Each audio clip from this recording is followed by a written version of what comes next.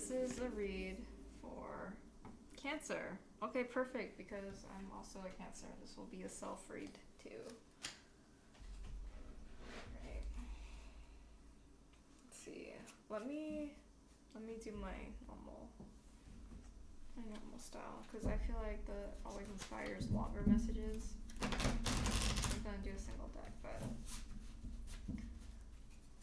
this is a spread or structure I'm experimenting with, because this is kind of how I process emotions inside. We have the base of the issue advice. I don't do reversals because it's still too confusing right now. Oh, the Seeker. I don't even know what this card is. It's one of those like deck specific ones. But I'm gonna have to guess, because I don't think this came with the book. So the issue is the High Priestess. Something about the intuition, needing to use intuition. Okay, which can be elusive, it could be enlightening. I don't know. That's why I need the second deck to kind of color its connotation of the card. I mean, the Seeker is kind of ominous the way it is. Yeah, it also seems pretty epic. And then Queen of Wands. Recognition. I always think that sunflower is always perfect representation. Queen of Wands, a charismatic, fair, just like a Leo. Okay. So, High Priestess. Why the High Priestess? To win a crossroads. So, it looks like, Cancer, you're going to need to use your intuition to make a decision. It's interesting because intuition, and in an airy way, it gives kind of like magician when you add it to it. But we'll see. Mother of Water for the Seeker. And then Four of Wind. Purple wants Mastery.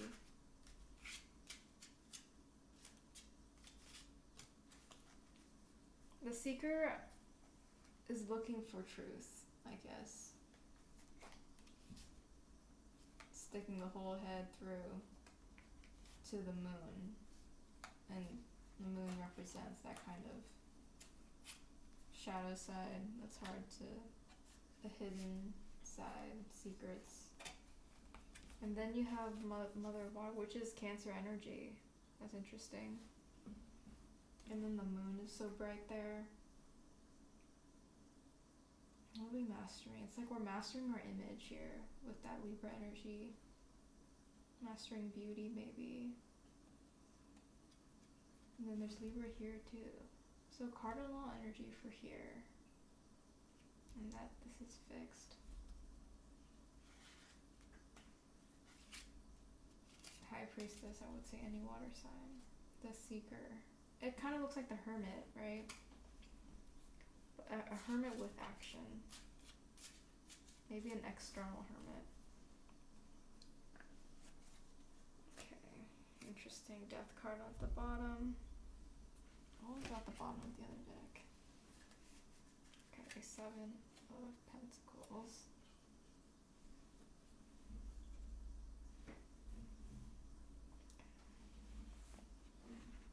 Let's try to get more specific here. Seven of Pentacles. It's perseverance.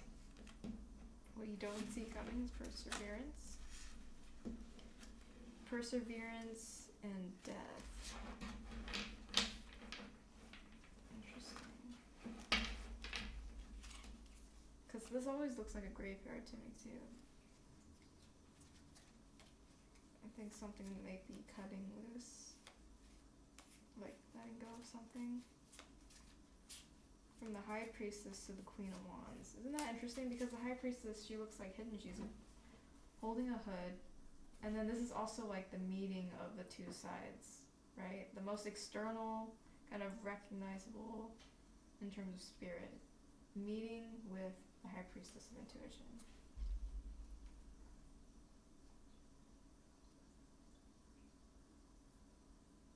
And with just like the sunflower and the rainbow, this kind of goes together. It's like such a sunny day, and then you have like this darkness here. It's like night and day. Okay. Let's clarify with the moon. Wow, a lot of like intuition. Okay, maybe a bit more, but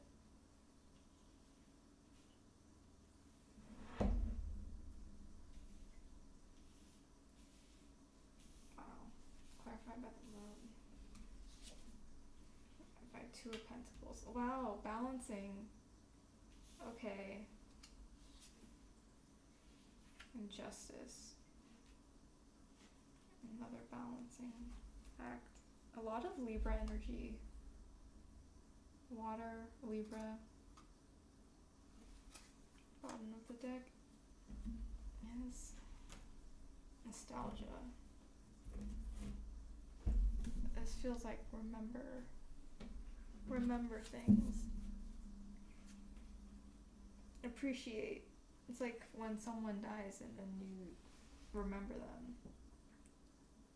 How beautiful it is, and cherishing. A lot of primordial information, I would say.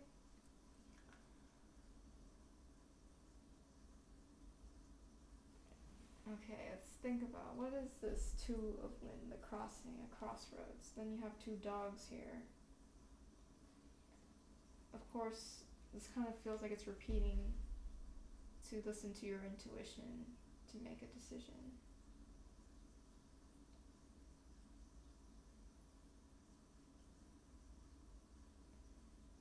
Yeah, because this kind of feels like a portal as well, like a keyhole, right?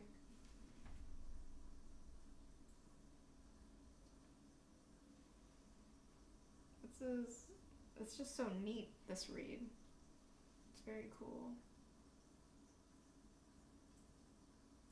Well, clearly you have to integrate, I wouldn't say a temperance, it just seems like two separate worlds that are separate. You need to connect them.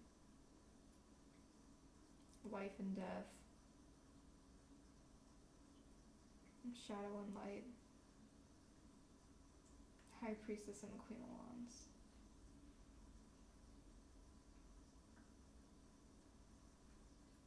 I mean, both are strong feminine energies.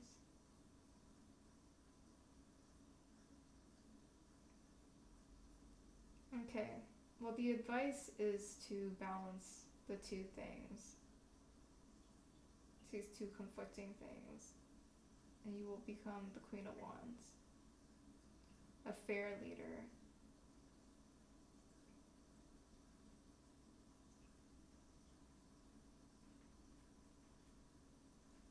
Because this Libra is being echoed.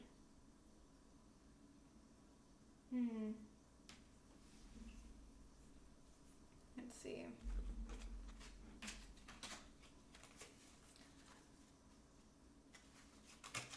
What is this decision about?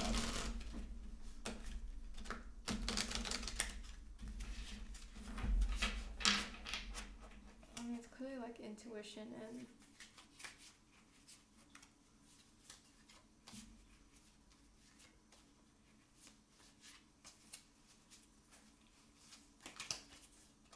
what is this?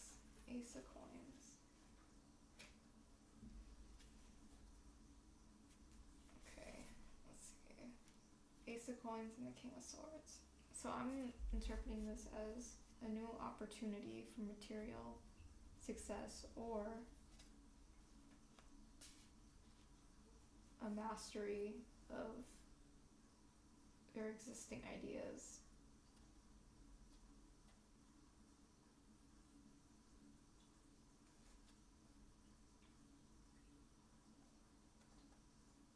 Like, are you more earthy or airy? I feel like it's asking. Are you more practical or are you more philosophical, intellectual? That's the kind of decision you have to make with your intuition, which is interesting. That's your current situation. You're stuck at a crossroads between a new material opportunity or mastery of your existing ideals, for example. You have to confront your shadow side in order to determine. You don't know which one you are. I think it's an identity crisis. You need to listen to your intuition about who you are. And the advice is to be the seeker. Let's look up this specific card for this deck. So I don't remember getting a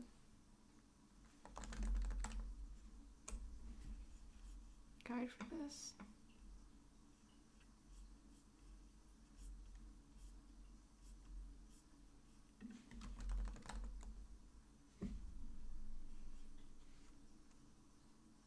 The Seeker, okay. There's an ancient pagan term. Is it Celtic or no, Celtic, called thin places, used to describe places of mesmerizing, elusive beauty that take us out of ourselves and alter our perception of the world around us, if only for a few blissful moments. As the ancient pagan saying goes, there is only 3 feet between heaven and earth, but in thin places that distance is even shorter. These are spaces where we encounter the divine and meet our true selves. The Seeker card metaphorically illustrates the revelatory experience of encountering the divine in our mystical quest for knowledge. This is a spirit card that interweaves the early folklore narratives found in the tarot with the narratives we are creating for our own lives to take us into our future with a sense of purpose and meaning. This card was created as a talismanic representation of the seeker, the person asking questions in a reading, you, and to whom we dedicated this tarot. Yeah, it's presenting you, for sure. To access the divine. So the advice is to access the divine. And who you are in the divine is the mother of water. You're the Queen of Cups. Cancer is that sign. And to multitask. In that thin space, you want to multitask. But how, like, multitask about what?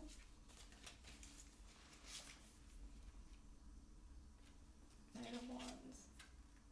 These are the 2 things you're juggling.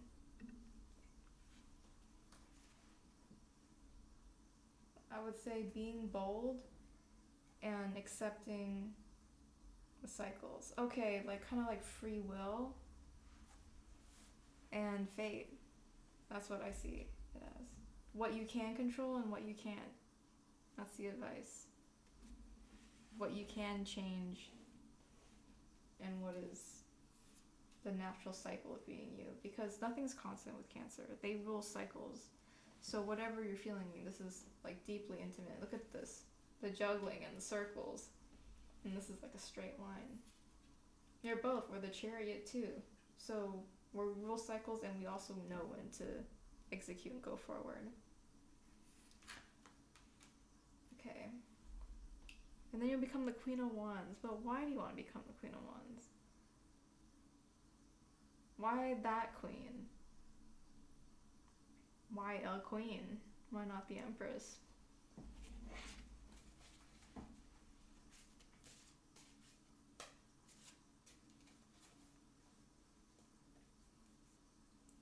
Why this queen?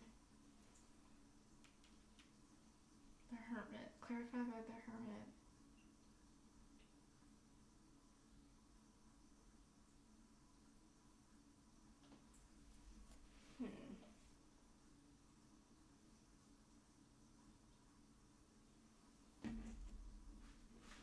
Let's see. Is there any mythology?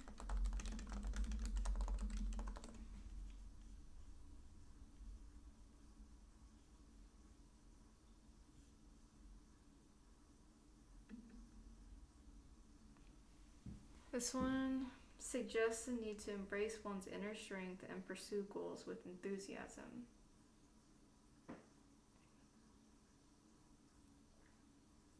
Clarify clarified by the Hermit, because the Hermit is enthused. He cares about his mission so much that he travels alone, and there are no external factors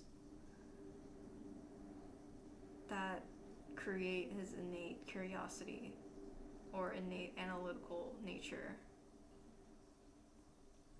So perhaps this is saying that you'll become the Queen of Wands. You'll know who you are and what your inner strength is. So it could potentially even be a third option. You're caught behind between these two, but maybe it's something else entirely, something more individualistic. That's what I'm getting. You'll master who you are, your identity, what you want.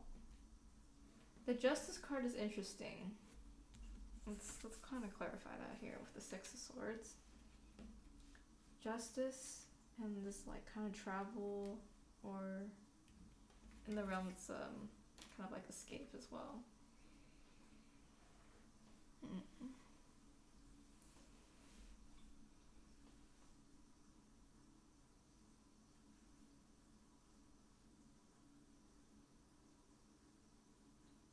I think it's because the Queen of Wands balances, it's the Leo after all, balances your own ego with everyone else's.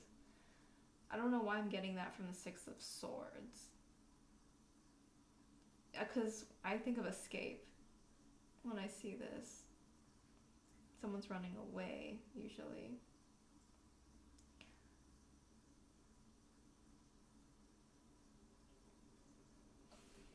Justice. Are you running away or running towards it? I put it up here because it fits the camera.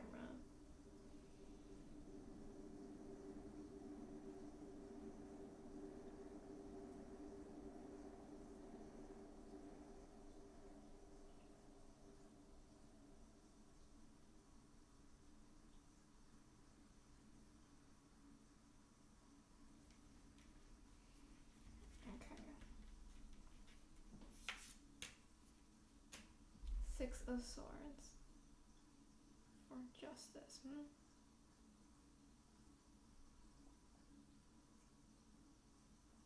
Maybe this is knowing when to walk away, being the bigger person.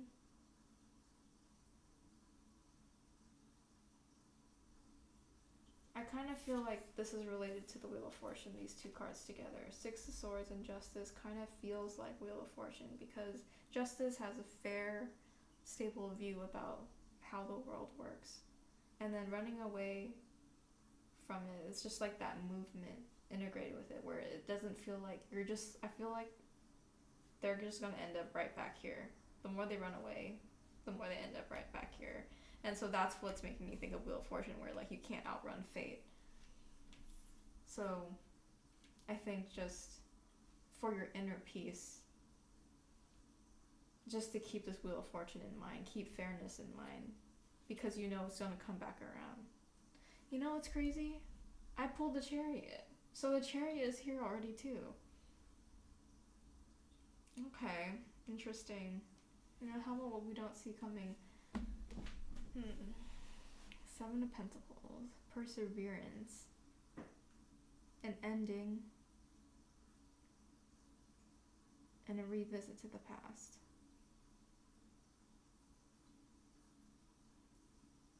I think this is talking about death of ego, death of the self as we know it, transformation. And this is also remembering who we are to kind of enrich the individuality of the new identity. And perseverance here is that it's going to take more active work, internal work than expected. Because I think the Chariot is facing outwards, trying to manifest, trying to execute in the material world, is how I see it. That's how I see Cancers. They tend to be very enterprising, so they can translate those intuitive ideas into actionable steps. So I feel like all this inner work here is just, it's going to take more work than we think, and it's going to result in these two. This is going to suck up all our energy. these two aspects of it. So yeah, hope that was interesting or helpful. But it was interesting to me.